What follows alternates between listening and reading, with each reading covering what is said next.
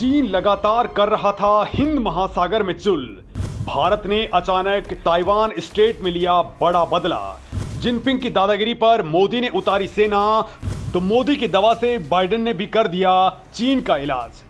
दोस्तों, वो दिन अब लग चुके हैं जब भारत चीन, अमेरिका या फिर रूस की दादागिरी को सह लेता था। अब तो जाबड़ रणनीति की तगड़ी धोबी पछाड़ चलती है। अब दोस्तों, चीन हमारे हिंद महासागर में नेतागिरी करने की कोशिश करता है। अभी श्रीलंका में उसने फिर से जासूसी जहाज को भेजा है। लेकिन दोस्तों, भारत इस बार कुछ ऐसा कर चुका है कि पूरी दुनिया देख करके हैरान है। क्योंकि दोस्तों, भारत ने एक बार फिर से चीन की मांद में चीन को घेर लिया है। मतलब चीन को उसी की भाषा में अब जवाब दिया जा रहा है। दोस्तों, भारत ने इस बार चीन की नाक का सवाल बन रहे दक्षिण एशिया, दक्षिण चीन सागर, पूर्वी चीन सागर और चीन की मांद यानी कि ताइवान स्ट्रेट में ही फ्रंट खोल दिया है। मतलब दोस्तों, अगर चीन हिंद महासागर में दादागिरी करेगा तो भारत उसकी गर्दन मरोड़ने के पूरे वेपन्स निकाल चुका है।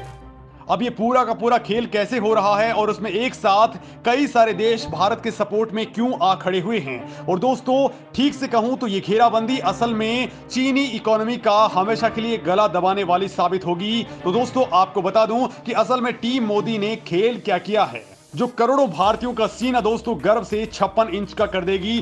क्योंकि दोस्तों, इस बार चीन का जो ताबीज भारत बना रहा था उसमें अमेरिका ने भी बड़ा खेल कर दिया है। तो जापान, ऑस्ट्रेलिया भी भारत के साथ में मिल चुके हैं।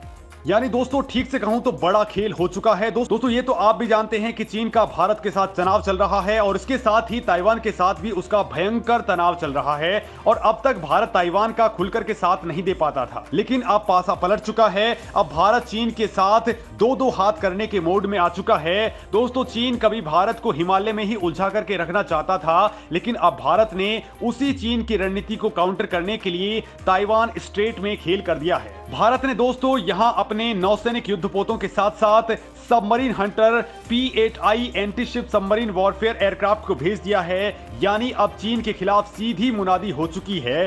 क्योंकि भारत इतने में ही नहीं रुका है, बल्कि अपने 3 पूर्व सशस्त्र बलों के चीफ्स को भी ताइवान में भेज दिया है। दोस्तों, भारतीय सेना के ex chief retired general MM Naravane, ex air force chief RKS Bhadauria और ex navy chief admiral Karambir Singh Taiwan की राजधानी ताइपे के अंदर मौजूद हैं। और यहां उन्होंने केटागलन फोरम के इंडो पैसिफिक सिक्योरिटी डायलॉग के अंदर भारत को रिप्रेजेंट किया है। यहां दोस्तों, नौसेना के पूर्व प्रमुख एडमिरल करमवीर सिंह ने ताइवान संकट को रोकने के लिए बड़ी रणनीति पेश की है। उनके मुताबिक भले ही ताइवान मुद्दे को अमेरिका और चीन के बीच सत्ता संघर्ष के तौर पर देखा जा रहा है, लेकिन अगर चीन और ताइवान के बीच वॉर होती है तो इसका सीधा असर भारत के ऊपर भी पड़ने वाला है।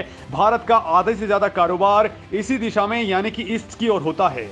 लिहाजा भारत की सप्लाई चेन यहां पर टूट सकती है। बड़ी बात तो यह है कि इससे भारत में सेमीकंडक्टर की सप्लाई रुक जाएगी, जो कई सेक्टर्स को अपंग बना देगी। और इससे भी बड़ी बात यह है कि ताइवान स्ट्रेट में कई सारी केबल्स बिछी हुई हैं, जिनको अगर नुकसान होता है तो फिर डेटा का फ्लो पूरी तरह से रुक जाएगा।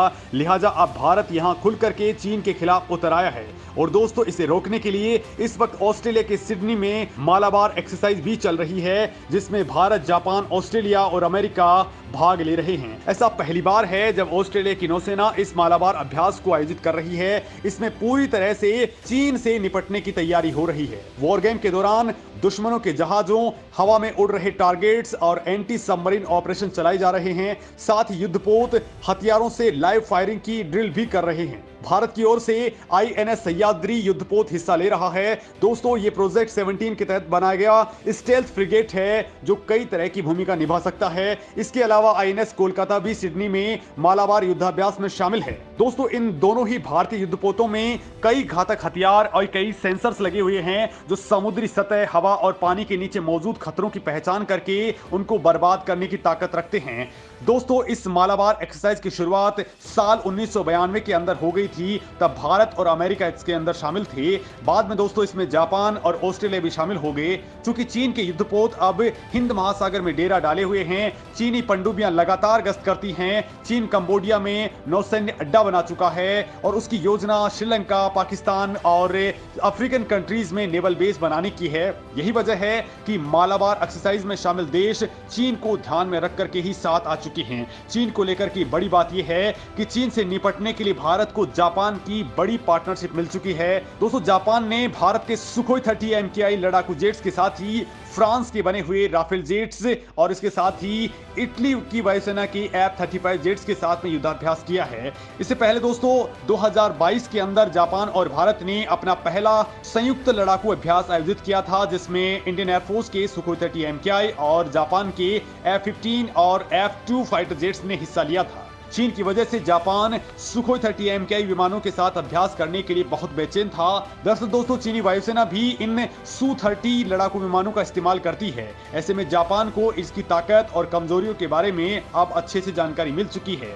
और दोस्तों ex navy chief admiral Karambir Singh का इस मामले में कहना है कि 1993 में जब चीन की जीडीपी 500 अरब डॉलर के आसपास थी, तब वो बड़े ही भावनात्मक तौर पर बातचीत किया करता था, लेकिन आज उसकी जीडीपी 17.5 ट्रिलियन डॉलर को पार कर चुकी है। लिहाजा अब वो दादागिरी पर उतर आया है और इसी दौरान चीन और अमेरिका की सैन्य ताकत में बड़ा अंतर भी नहीं रह गया है। लिहाजा अब वो ज्यादा उग्र हो चुका है। लेकिन इस मामले में दोस्तों भारत उसकी दुखती रगों को दबाने का काम कर रहा है। क्योंकि हमें परेशान करने के लिए वो बार बार हिंद महासागर में घुस रहा है, लिहाजा अब मोदी का भी मूड बदल चुका है। मोदी के इशारे पर अब भारतीय नेवी ने ताइवान स्ट्रेट में घुस करके चीन को ये क्लियर मैसेज दे दिया है कि जिस अधिकार के तहत वो हिंद महासागर में घुसता है, भारत के पास भी वो हथियार रिजर्व है और अब भारत चीन को उसी की भाषा में जवाब देने के लिए तैयार है। बड़ी बात यह है दोस्तों कि मोदी की दवा से अब बाइडेन बाबा भी चीन का इलाज करने में जुट गए हैं। अमेरिका ने चीन के संवेदनशील तकनीक वाले क्षेत्र में अमेरिकी इन्वेस्टमेंट पर बैन लगा दिया है। अमेरिका का कहना है कि वो सुरक्षा कारणों से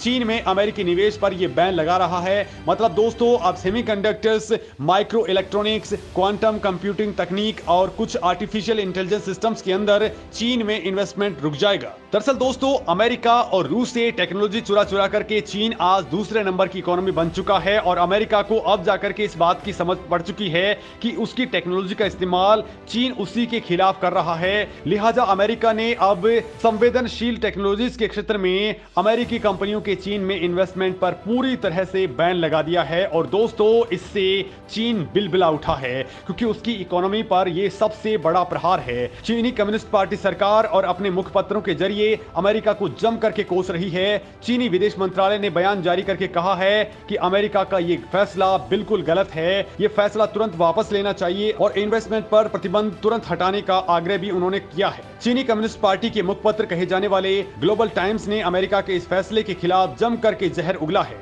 दोस्तों ग्लोबल टाइम्स ने दावा किया है कि इस फैसले से अमेरिकी अर्थव्यवस्था का नुकसान होगा। खैर दोस्तों चीन पर एक साथ चौतरफा वार हो रहे हैं और अब इसमें सभी देश खुलकर के सामने आ चुके हैं और भारत इस मामले में अब तेजी के साथ में मजबूत होता जा रहा है। भारत लगातार चीन के दुश्मनों को मजबूत कर रहा है। अभी हाल ही में वियतनाम को युद्धपोत दिया था, फिलीपींस को हथियार दिए हैं और अब चूंकि चीन लोकतांत्रिक देश ताइवान को डराने की कोशिश कर रहा है, लिहाजा दोस्तों अब भारत ताइवान के साथ में भी खुल करके आ चुका है। दोस्तों इस मामले में आपका क्या कहना है, कमेंट करके जरूर बताएं।